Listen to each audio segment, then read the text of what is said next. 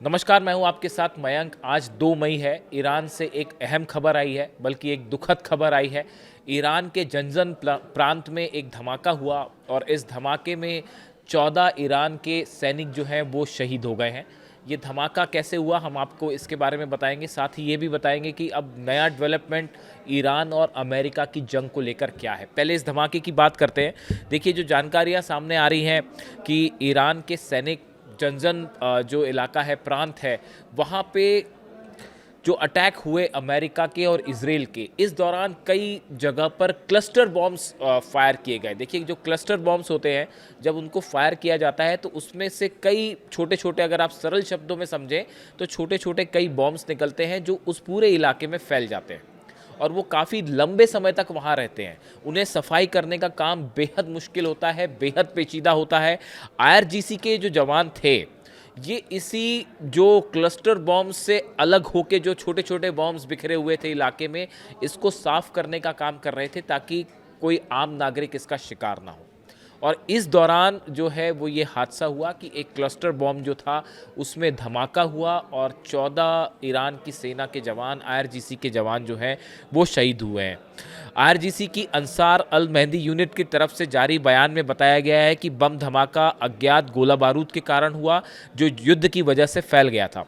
बयान में यह भी बताया गया है कि शहीद हुए 14 सैनिक जो हैं वो बेहद अनुभवी थे, विशेषज्ञ थे और वो इस मामले के वो इस मामले में एक्सपर्ट होते थे कि कैसे ये बॉम्ब्स जो हैं इनको निकाला जाए। लेकिन ये बेहद मुश्किल काम होता है और जब बताया जाता है कि जो क्लस्टर बॉम्ब्स बिखरे होते हैं उनको खोज के निकालना बेहद मुश्किल होता है। उस काम में वो लगे हुए थे और इसी दौरान एक धमाका होता है और वो शहीद हो जाते हैं। देखिए, जो आईआरजीसी के जवान हैं, सेना के जो जवान हैं, आप देखें पिछले जो ये 40 दिन की जंग हुई अमेरिका की, या पहले भी 12 दिन की जो जंग हुई, जिस हौसले के साथ ईरान की सेना ने मुकाबला किया है, जिस हिम्मत के साथ मुकाबला किया है, वो बिल्कुल काबिले तारीफ़ है और ये एक मिसाल है। आप अगर हिस्ट्री पढ़ें, फर्स्ट वर्ल्ड वॉर पढ़ें, सेकेंड वर्ल्ड वॉर पढ़ें, तो आपको इन जंग में जो बड़े युद्ध हुए हैं, इसमें आपको कई बार ऐसे टर्निंग पॉइंट्स मिलेंगे कि बस इस लड़ाई की वजह से जो है वो पूरे युद्ध की जो है वो की दशा दिशा बदल गई। टर्निंग पॉइंट कहते हैं। पिछले कुछ वक्त में ये जो जितने युद्ध हुए, चाहे 12 दिन की जंग हो या अमेरिका का हमला हो, इजराइल का हमला हो, ईरान की सेना जिस हिम्मत और हौसले के साथ लड़ी है, मानो पूरी की पूरी ईरान की सेना, अली खामनेई साहब जो सुप्रीम लीडर ईरान के, उन्हीं के दिखाए नक्शे कदम पर आगे चल रही है। और आज ईरान की सेना की वजह से हालात ये हैं कि अमेरिका के राष्ट्रपति जो हैं वो इतनी बुरी तरह से फंसे हुए हैं। उनके नए बयान जो आए हैं वो मैं आपको बताऊंगा। ना हमला कर पा रहे हैं, ना पीछे हट पा रहे हैं, जहाज लेके दरवाजे पर खड़े हुए हैं। और बताया जा रहा है कि अब पूरी तरह से कमान ईरान की सेना के हाथ में है और ईरान की सेना को ये निर्देश दे दिए गए हैं आईआरजीसी चीफ अहमद वाहिदी साहब की तरफ से कि एक बड़े हमले के लिए, बड़ी जंग के लिए तैयार रहिए। देखिए, इसी बीच चूंकि ये मैंने शुरुआत इस खबर से इसलिए की क्योंकि ये बेहद दुखद खबर, 14 जवानों का शहीद होना, इनके सभी परिवार वालों के लिए पूरा ईरान इनके साथ खड़ा हुआ है। पूरा ईरान का एक एक बच्चा इस समय ईरान की सेना के साथ खड़ा है, उनकी हौसला अफजाई कर रहा है। जब सड़कों पर ईरान की सेना का काफिला निकलता है तो आसपास के लोग जो हैं, महिलाएं, बच्चे, सब उनकी हौसला अफजाई के लिए सड़कों पर उतर आते हैं। और मैंने ऐसी ऐसी तस्वीरें देखी है, न्यूज़ चैनल में होने की वजह से हमारे पास कई ऐसे फुटेज आते हैं जो बड़े आप देखिए हैरान रह जाएंगे कि ईरान की सेना के जवान अगर कहीं तैनात हैं तो उन्हें पानी पहुंचाने का काम, खाना पहुंचाने का काम ईरान की आम जनता जो है वो कर रही है। यानी ऐसा लगता है कि पूरा ईरान इस समय एकजुट है और ईरान की इस एकजुटता, इस ईरान की सेना की इस हिम्मत और हौसले ने दुनिया के बड़े बड़े देशों को आज घुटने पर ला दिया है। ये इतिहास हमेशा याद रखेगा। तो आज ईरान अपने शहीदों को सलाम कर रहा है। जो 14 सैनिक जो हैं उन्होंने अपनी जान पर खेलकर एक प्रकार से ईरान के लिए जो है वो अपनी जान कुर्बान कर दी। ठीक उसी राह पर वो आगे बढ़े जिस राह पर ईरान के सुप्रीम लीडर अली खामनेई साहब आगे बढ़े।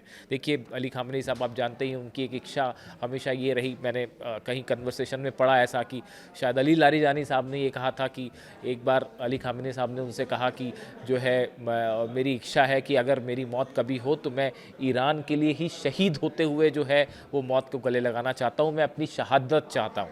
ये उनकी आखिरी इच्छाओं में से एक थी अली खामनेई साहब की, और देखिए खुदा ने शायद उनकी इच्छा पूरी की और ईरान के लिए ही लड़ते हुए उन्होंने अपनी शहादत दी। खैर देखिए हम आगे बढ़ते हैं। जो खबरें आ रही हैं उसके मुताबिक डोनाल्ड ट्रंप ने एक नया प्रस्ताव जो ईरान की तरफ से भेजा गया था पाकिस्तान के ज़रिए, और जिसमें शर्त यही थी कि अमेरिका पहले अपनी सेना को हॉर्मुज से बाहर करे, उसके बाद ही बात होगी, वरना बात नहीं होगी। ये डेडलाइन, रेड लाइन खींच दी है ईरान ने कि जो अमेरिका के सोल्जर्स खड़े हुए हैं, जो शिप्स खड़े हुए हैं, 19 जहाज घेर के खड़े हुए हैं, इनको पहले बाहर करिए आप हॉर्मुज से, उसके बाद बात होगी। डोनाल्ड ट्रंप को ये शर्त मंजूर नहीं है। डोनाल्ड ट्रंप के जो बयान सामने आए हैं, डोनाल्ड ट्रंप ने कह दिया है कि लगता है कि अमेरिका और ईरान के बीच में किसी तरह का समझौता होना मुश्किल है, क्योंकि दोनों को एक दूसरे पर विश्वास नहीं है। ये बात आज डोनाल्ड ट्रंप कह रहे हैं। ये बात उस समय अली खामनेई साहब ने कह दी थी जब ये टॉक्स शुरू हुए थे अमेरिका के साथ।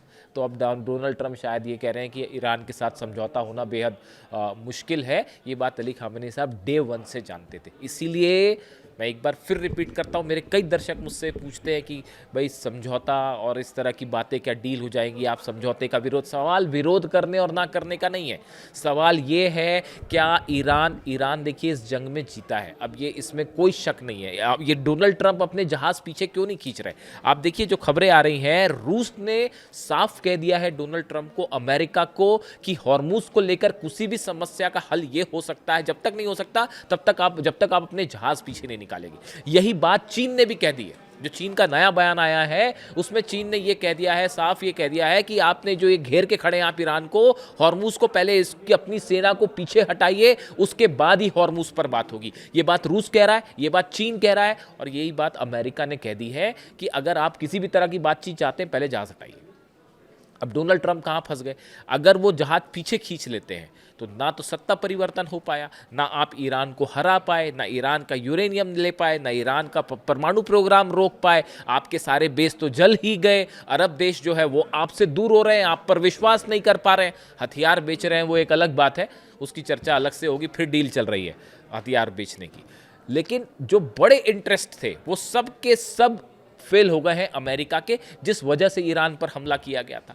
तो ऐसी सिचुएशन में अगर अब डोनाल्ड ट्रंप अपने जहाज़ पीछे खींच ले तो गजब की बेइज्जती हो जाएगी कि भाई आपने फिर हमला क्यों किया। और वहाँ पे कांग्रेसमैन जो हैं सवाल जवाब चल रहे हैं पीट हेग्सेथ के साथ, अमेरिका के रक्षा मंत्री के साथ। आप भी देखिए इंटरनेट पर जाके सर्च करिए, वहाँ पर जो है कांग्रेस अलग अलग जो सांसद हैं वो सवाल करते हैं रक्षा मंत्री से किसी भी जंग में जब अमेरिका जाता है तो। और ऐसे तीखे सवाल पूछे गए कि पीट हेग्सेथ के पसीने छूट गए और वो जवाब नहीं दे पाए। सवाल कुछ और हो रहा है, जवाब कुछ और दे रहे हैं। यानी इतनी बुरी हालत अमेरिका के रक्षा मंत्री की मैंने पहली बार देखी होते हुए। आप वो डिस्कशंस देखिएगा। तो अब सवाल ये है कि एक तो कांग्रेस से परमिशन लेनी है, 2 महीने से ज़्यादा अगर आप युद्ध करते हैं किसी देश से तो अमेरिका के राष्ट्रपति को संविधान के मुताबिक कांग्रेस से, संसद से, सीनेट और कांग्रेस से जो है परमिशन लेनी पड़ेगी।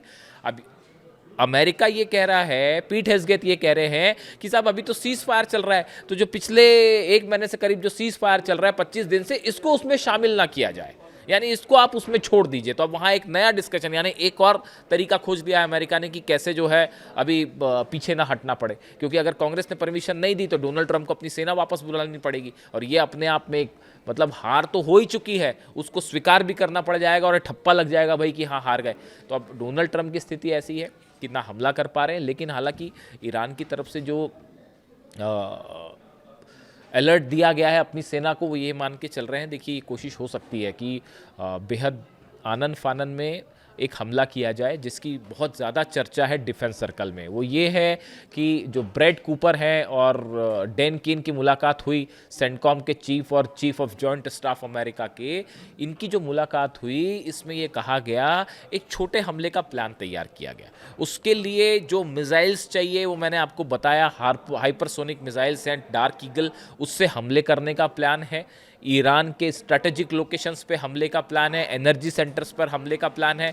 और ये कहा जा रहा है ये संभव हो सकता है कि अमेरिका एक बार फिर बड़ी स्ट्राइक करे और 2-3 दिन हमला करके फिर वापस आ जाए और ये कहे कि भाई अब हम जंग खत्म करते हैं, ताकि एक सम्मानजनक तरीके से एग्जिट हो, ऐसा अमेरिका सोच रहा है। हालांकि इसका जवाब क्या ईरान देगा, ये इसी वजह से अभी तक हमला नहीं हो पा रहा है, क्योंकि उसके बाद फिर सऊदी में हमला होगा, उसके बाद यूएई पे हमला होगा, बहरीन, जॉर्डन, कतर, सब जगह हमले होंगे और सब टारगेट निशाने पे है। और अगर आप ईरान के ऑयल सेंटर्स पर हमला करते हैं तो फिर अरब के ऑयल सेंटर्स पे भी हमला होगा। इसी कैलकुलेशन के चलते फिलहाल हमला नहीं हुआ, इसी को देख के रुके हुए हैं। और रूस और चीन की जबरदस्त एंट्री हो गई है। पुतिन की जो 90 मिनट की बात थी उसमें बात यहीं पर फंस गई कि आप सेना क्यों नहीं हटा रहे। चीन ने ये साफ कर दिया है, अभी चीन के दौरे पर जाना है ट्रंप को और मामला यहाँ फैला हुआ है। चीन ने साफ कह दिया है कि साहब देखिए, आप एक तो आप वियतनाम के आसपास जो है उसके मुद्दे पर कोई बात नहीं होगी आपसे, और दूसरी चीज ये कि देखिए चीन ने साफ कर दिया है कि ताइवान को लेकर जो है वो हमारी रेड लाइन है, उसके आसपास हम बिल्कुल बर्दाश्त नहीं करेंगे कि आपकी कोई सेना मौजूद हो। और दूसरी चीज़, जो तेल आ रहा है ईरान से चीन का, उसको लेकर चीन बेहद नाराज़ है। और चीन ने पूरी तैयारी कर रखी है कि अमेरिका को जो चीज़ें एक्सपोर्ट होती हैं रेयर अर्थ मटेरियल के साथ, बाकी जो चीज़ें जाती हैं, सेंट्रीफ्यूजेस जाते हैं अलग अलग, और चिप्स जाते हैं, इनको कैसे रोका जाए, इसको लेकर पूरी तैयारी कर रखी है चीन ने। तो दोनों देशों के बीच में भयंकर तनाव है। इसलिए देखिए, खबरें दो तरह की चल रही हैं डिफेंस सर्कल में है कि जो अमेरिका का दौरा होगा चीन का, इसके पहले पहले हॉर्मुज का हल होना तय है, वरना चीन का दौरा फेल हो जाएगा। वरना चाइना जो है वो कुछ भी, किसी भी तरह की ना डील आगे हो पाएगी ना कोई बात आगे बढ़ पाएगी। तो ये माना जा रहा है कि 14 और 15 मई की जो डेट सामने है जिसमें डोनाल्ड ट्रंप बीजिंग जा सकते हैं, उसके पहले पहले हॉर्मुज पर कोई हल निकल के आएगा। अब ये या तो जंग के रूप में हो सकता है, जिसको लेकर ईरान ने अलर्ट कर रखा है। ईरान का जो कहना है, जो ईरान से जानकारियां आ रही हैं कि आईआरजीसी की तरफ से एक अलर्ट जारी किया गया है सेना की तरफ से, और अपने सारे सैनिकों को खासकर हॉर्मुज के आसपास रेडी मोड में रखा गया है, मिसाइल्स को रेडी मोड में रखा गया है, क्योंकि अंदर खाने से इस तरह की खबरें हैं कि 48 से घंटे के अंदर अंदर कभी भी जो है किसी तरह का एक हमला हो सकता है। इस तरह की चर्चाएं चल रही हैं डिफेंस सर्कल में। देखिए, Mohammad Zafar असदी, Deputy of Military Headquarters, said in a statement carried by Iran's fast news agency, the armed forces are fully prepared for any new adventures or foolishness from the Americans. देखिए, ये कह रहे हैं मोहम्मद जफर असदी साहब जो है डिप्टी ऑफ मिलिट्री हेडक्वार्टर्स हैं, इनका कहना है कि डोनाल्ड ट्रंप और अमेरिका की सेना की किसी भी मूर्खतापूर्ण हमले के लिए हम पूरी तरह से तैयार हैं और करारा जवाब दिया जाएगा। देखिए, एक खबर जो है, आप इस बात को शायद समझ ही रहे होंगे, जो खबरें इजराइल से आ रही हैं, इजराइल के हर उस एयर बेस पर तेजी के साथ मूवमेंट हो रहा है फाइटर जेट्स का, जिनका इस्तेमाल हमले के लिए किया जाता है ईरान पे। सैटेलाइट्स की तस्वीरें ईरान पहुंचा ही रहा है, सैटेलाइट की तस्वीरें जो चीन जो है वो ईरान को पहुंचा ही रहा है। तो इजराइल में जो हरकतें हो रही हैं, जो मूवमेंट हो रहे हैं, उस पर बड़ी पैनी नज़र है और हर जानकारी ईरान तक जा रही है। बताया जा रहा है कि जो इजराइल के वो बेसिस हैं जिसका इस्तेमाल इजराइल हमले के लिए करता है ईरान पे, उन सब में फाइटर जेट्स पहुंच गए हैं, उनमें मिसाइल्स भी लोड कर ली गई हैं, और बड़े स्तर पर सिर्फ एक इंतज़ार है, डोनाल्ड ट्रंप से अगर ओके होता है तो हमला हो सकता है। लेकिन जो सोर्सेस हैं वो ये बता रहे हैं कि इस बार शायद ऐसा भी हो कि अमेरिका सीधा हमला ना करे और इजराइल के जरिए हमला किया जाए, और जितनी बड़ी मात्रा में हथियार आए हैं वो शायद इसी ओर इशारा कर रहे हैं कि हमला इस बार अमेरिका सीधा ना करे, इजराइल के जरिए हमला करवाया जाए और अपने हथियार जो है सारे उसको प्रोवाइड किए जाए। लेकिन ऐसी हालत में सवाल ये है, क्या इजराइल अकेला मुकाबला कर पाएगा ईरान का? बड़ा ही डाउटफुल लगता है मुझे तो। अगर इस तरह का कोई एडवेंचरिज्म करते हैं नेतन्याहू, तो मुझे लगता है कि ये नेतन्याहू के सियासी करियर की सबसे बड़ी भूल साबित होगी कि बिना अमेरिका के मदद के अकेले अगर वो कूद जाते हैं जंग में, तो उसके बाद इजराइल का क्या हाल होगा, ये तो बिल्कुल सोचना भी मुश्किल है। तो फिलहाल जो खबरें हैं, एक तो धमाके की खबर मैंने आपको बताई, ईरान में जिस तरह से दुखद धमाका हुआ, और इसके अलावा जो है वो जंग के लिए ईरान की सेना का बड़ा अलर्ट है। हर चीज़ पर बड़ी बारीकी से नज़र है, खासकर तब जब डोनाल्ड ट्रंप ने जो नया प्रस्ताव भेजा था, ईरान ने अपनी शर्तें रखी थी, इसको मानने से मना कर दिया। ऐसे हालात में एक बार फिर हालात बेहद तनावपूर्ण है, और ये माना जा रहा है अगले 24 से 48 घंटे में कोई बड़ा डेवलपमेंट इस दिशा में हो सकता है। जो भी अपडेट होगा आप तक पहुँचाऊँगा। Thank you so much.